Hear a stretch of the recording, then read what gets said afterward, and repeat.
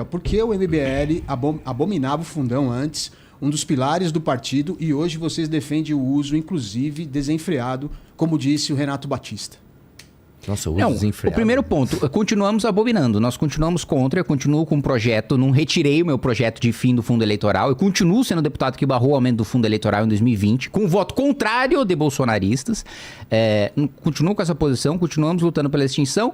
Fato é, hoje não existe possibilidade de eleger, de ter um projeto político, né, de ter um partido, de eleger pessoas principalmente no norte, no nordeste, mesmo no centro-oeste, se não tiver o uso do fundo. Primeiro porque os outros, né, todos os outros vão fazer campanhas de 2,5 milhões, 3 milhões de reais por candidato. Hoje não há como competir cargos majoritários. A gente quer uma prefeitura, quer o governo do estado, quer a presidência da república, com o sistema atual não tem como competir. Então não somos nós que escolhemos a regra do jogo. Se eu estou jogando xadrez, eu posso achar que o movimento do cavalo não deve ser um L. Mas é um L. E eu tenho que jogar com aquela regra. Eu posso, no futebol, eu posso defender que não tenha cartão amarelo que comece com vermelho. Mas enquanto eu não mudo aquela regra, que eu ganho as eleições para a federação do futebol para mudar a regra, eu tenho que jogar naquela regra. Então assim, se eu tivesse pensando, e hoje eu disse isso, se eu tivesse pensando só em mim, na minha eleição, se eu quisesse me eleger deputado pro resto da vida, sem utilizar fundo eleitoral e com o discurso ignorando a realidade, dizendo, olha, gente, não preciso de fundo, acho que todo mundo que usa fundo tá errado, só eu tô certo, eu continuaria ganhando a eleição. Eu tenho uma capacidade de ganhar a eleição sem fundo. Ganhei minhas 2 eleições sem fundo. Agora, eu nunca conseguiria ter colegas, eu nunca conseguiria ter uma bancada no Congresso Nacional, inclusive para impedir aumento de fundo, e inclusive para um dia formar maioria para acabar com o fundo. Então assim, eu sozinho, por mim, eu poderia manter a pureza e a facilidade do discurso e continuar me elegendo. Agora, se eu quero ter um projeto político, que eu quero ter uma bancada, eu quero ter o presidente da Câmara, eu quero ter o presidente do Senado, eu quero ter o presidente do Supremo, eu quero ter o presidente da República, infelizmente hoje, essas são as condições do jogo. Mas você tem que entender que a pessoa pode se sentir enganada porque vocês sempre bateram nessa tecla de não usar fundão e tudo mais. E mais, não é muito parecido com o que o Lula fez, falou, vamos abrir o sigilo, e aí ele chega lá e fala, coloca sigilo, não, porque todo mundo faz. Não, mas aí é diferente, sabe por quê? O primeiro ponto, porque nós não enganamos as pessoas dizendo que... Mas era uma... Você tá rotando virtude, tipo, não usamos e tal. Vamos lá, nós não enganamos, diferente de na eleição eu falo uma coisa e depois eu faço outra, nós anunciamos e primeiro, nós perguntamos e deliberamos no Congresso Nacional junto com a nossa militância. Quando? Olha, isso foi 2022. Então, e por que veio essa demanda? De onde veio essa demanda? Deixa só ele terminar que eu já vou te falar de onde vem. Então, 2022, que nós tomamos a decisão, olha, realmente não tem como a gente ter um projeto político nacional se, enquanto existe fundo, a gente utilizar fundo. No ano que nós tomamos essa decisão, nós não utilizamos.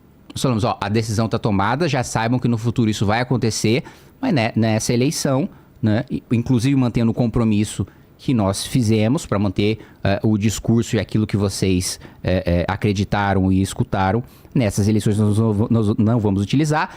Quem discorda dessa nossa decisão, com a justificativa que nós demos, com a militância votando, com os coordenadores do movimento votando, no futuro já vai saber que busque outro projeto que tenha outro discurso, que acha que seja possível você vencer as eleições e ter um projeto majoritário sem utilizar fundo. Agora, existe um problema prático também, até para essa pessoa que pode ter deixado de acreditar na gente ou nos apoiar. Ele não vai achar candidato. Não tem. É porque é impossível. Existe uma coisa que eu posso falar bastante Vocês sobre foram isso. ingênuos no começo de acreditar que dava pra ganhar? Não, cara, não, porque é o seguinte, eu especificamente, eu fui ingênuo num tweet que eu fiz, que eu falei que independente de quanto fosse o fundo eleitoral, eu jamais pegaria. E novamente, pensando individualmente, é que eu nem vou disputar a eleição, mas se eu fosse disputar a eleição, aqui em São Paulo, a gente tem capacidade de fazer uma vaquinha, conseguir um dinheiro, e como a gente é um deputado, como eu seria candidato de influência digital, com pouco dinheiro dá pra fazer um belo de um barulho. Como o Marçal fez. Com quem? Como o Marçal fez. Barulho. Não me compara com esse cara, né? Mas não, tudo mas bem. você entendeu. É mais ou menos isso. É que ele faz mais coisa além de barulho, né? Ele fez falcatrua, inclusive foi condenado por isso. Sim. Mas enfim, vendeu apoio e tal, enfim. O lance a gente não pensa dessa forma. A gente pensa enquanto projeto. E eu vou ser sincero para você, cara. Você que acha que é errado usar o fundo, tal, que eu também acho o fundo eleitoral em si errado, me dê a solução. Eu quero colocar uma bancada de pelo menos 5 deputados federais na próxima eleição. Porque aí eu tenho direito, na outra eleição, de participar de debate. É obrigatório me chamar para debate, né? Me chamar alguém do nosso projeto. Então eu preciso colocar 5 deputados. Aí vamos lá. Eu tenho um Faustino no Rio Grande do Norte, que faz um excelente trabalho. O cara é fudido e tal. Recusa todos os esquemas de corrupção local que já ofereceram para ele. Tal. Sandro Filho na Bahia, enfim. Temos todos esses caras. Esse cara precisa ser deputado federal. Como que faz para ele ganhar a eleição se absolutamente ninguém do estado dele vai abrir mão disso? E aí, por que eu tô falando que eu fui um pouco ingênuo? Quando a gente falava de abrir mão do fundão, o fundo na época era de 1,1 bi. Era 1,1 bi. Aliás, desculpa, era 1,9 bi. O Bolsonaro foi lá e aumentou esse fundo para 2 e pouquinho. Se não me engano, foi 2,8, eu não lembro o primeiro aumento. Que foi aquela história do Flávio Bolsonaro, que ele votou errado, pessoal. Ele apertou o botão errado na hora de votar o aumento. Em 2 vezes, 2 turnos. Depois o Bolsonaro aumentou para mais de 5 bilhões de reais esse fundo. Só o PT, na eleição passada, teve 1,1 bi de fundo. Só o PT.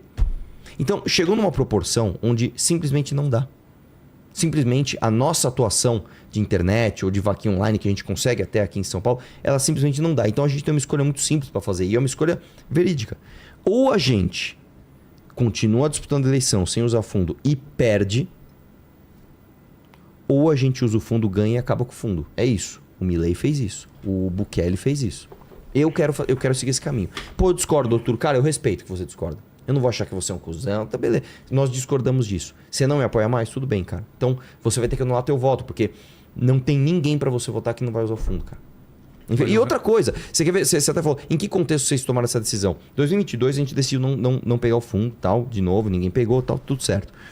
Aí vimos toda a galera que falou que não ia pegar fundo, que era contra fundo, pegando muito dinheiro de fundo. Carla Zambelli, sei lá, os bolsonaristas todos, tal. O que aconteceu com essa galera? Ampliaram a votação. Então ficou muito claro, irmão. O eleitor brasileiro, ele não tá ligando muito para quanto de fundo você vai pegar. Então, nesse game, onde tem essa regra, como é que eu faço para ganhar a eleição, bicho? Eu tenho que disputar e tenho que ganhar para mudar as regras do jogo, que é o que a gente quer. Aí muita gente faz uma relativização, cara. Tipo assim, Arthur, mas se vocês mudaram de ideia em relação a isso, como é que eu sei que você não vai roubar a gente? Aí você extrapolou, né? Peraí. Não é que eu mudei de ideia numa coisa que tá claro que é uma mudança de uso de ferramenta para uma estratégia que tá muito bem definida, que eu sou igual, sei lá, um petista que falou, eu sou honesto e rouba. Assim, se você tá nesse discurso, aí eu acho que você nem deve acompanhar política at all, cara, porque é um tipo de raciocínio tão infantil e tão primário que nem serve pra complexidade, pra todas as nuances que tem na política brasileira, cara. Mas só, sei lá, você ler um romance e achar que o mundo é feito de, sei lá, de lado A e lado B. E uma coisa que eu acho importante reforçar também, né? Porque às vezes as pessoas falam, então só tá na política pra se locupletar, só tá na política pra utilizar dinheiro público, né? Eu não faço disso a minha principal bandeira, porque eu acho que o meu trabalho, o meu resultado é mais importante do que isso. Mas eu economizo só de verbas que eu deixo de utilizar e que poderia pela lei utilizar, que nem furariam o teto como o Judiciário ou o Ministério Público, 2 milhões e 500 mil reais até agora.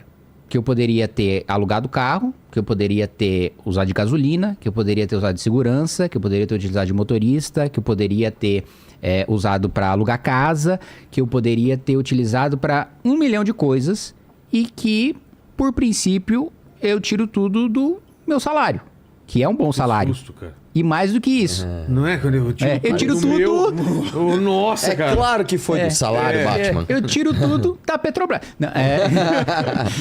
Não, do salário. E ainda, do próprio salário, eu votei contra o aumento na última legislatura. Mesmo sem aumento na última legislatura, eu já fazia doação e nessa eu faço a doação do aumento. Não só votei contra, porque também, né? Todos os outros que votaram contra recebem hoje o aumento sem falar nada, né? E só de salário, assim, ignorando a verba indenizatória, que eu já abri mão de todas. Tirando passagem aérea, porque senão eu pago pra trabalhar. De salário foi de 600 mil reais. 600 mil reais. Cara, isso me irrita tanto, O eu Arthur sou fica contra puto. isso, Ele contra acha que eu não tenho que isso. doar nada. Mas, Sou ó. contra isso, Eu nossa. jurei 600 mil reais de salário que eu doei, que assim. Até conversando com um amigo outro dia, falou, mas por que você não faz a grande propaganda disso? Por que você não fica divulgando isso? Falou, olha, eu coloco o extrato lá que eu fiz a doação pra comprovar, pra ninguém achar que eu sou um pilantra, que tô falando uma coisa e fazendo outra, mas assim. Isso aí não é a principal coisa do meu mandato. A principal coisa do meu mandato é 70 relatórios, é 8 projetos de lei, é 40 Tem emendas, duas é meu coisas- resultado prático. Duas coisas pra falar aqui. Número 1, só de resultado, assim, é que eu não usei fundo eleitoral, mas se eu tivesse usado, só o aumento do salário dos fiscais de renda que eu barrei sozinho, isso já paga umas 200 campanhas minhas. Só o contrato de publicidade da Lesp, que eu, sozinho, acabei, foi 30 milhões. Só o Auxílio Peru, que eu acabei sozinho. Eu fui lá e acabei com o auxílio de Natal de todos os funcionários da Assembleia. Foram 10 milhões de reais. Dá pra 10 campanhas minhas. Se eu fosse fazer, se eu tivesse usado o dinheiro público. Só que existe uma outra coisa também que é o seguinte, cara. Eu desafio você a achar um outro grupo político que tem isso na história. A gente conseguiu eleger um vereador em Curitiba chamado João Bétega. E a gente percebeu que o João Bétega não só ele não trabalhava, né? Ele não fazia nada pelo mandato, ele não usava o show para fazer política. Ele usava política para fazer show. Ele usava o mandato, o gabinete, para conseguir os seus likes e os seus inscritos no Instagram. Além disso, ele começou a prevaricar em denúncias absolutamente importantes de corrupção envolvendo os secretários lá do Paraná. Sabe o que o gabinete dele fez, Vilela? Isso é uma coisa que eu nunca vi na história do Brasil isso acontecer. O gabinete dele inteiro pediu demissão. Você sabia disso? Não. O cara chegava assim, ó, sou seu chefe de gabinete, eu ganho aqui, sei lá, tô dando um exemplo, nem sei quanto é. 20 mil reais por mês. Eu estou abrindo mão do meu cargo, eu tô indo embora, tá? Tchau. Não, cara, mas vem aqui, ô Kim, você não quer, então, você ser promovido pra chefe de gabinete e ganhar 20 mil? Não, eu estou indo embora também. Quê? Não, e você? O gabinete inteiro, 100% do gabinete, abriu mão, os caras estão desempregados. Algumas pessoas já, a gente conseguiu colocar numa empresa aqui, outra ali, que as pessoas apareceram para ajudar. Mas algumas pessoas ainda estão desempregadas, as pessoas abriram mão dos seus cargos em nome daquilo que acreditam. Isso eu nunca vi, nunca vi na história do Brasil. Isso a gente tá falando da nobreza e da postura dos militantes que trabalhavam no gabinete do Bétega.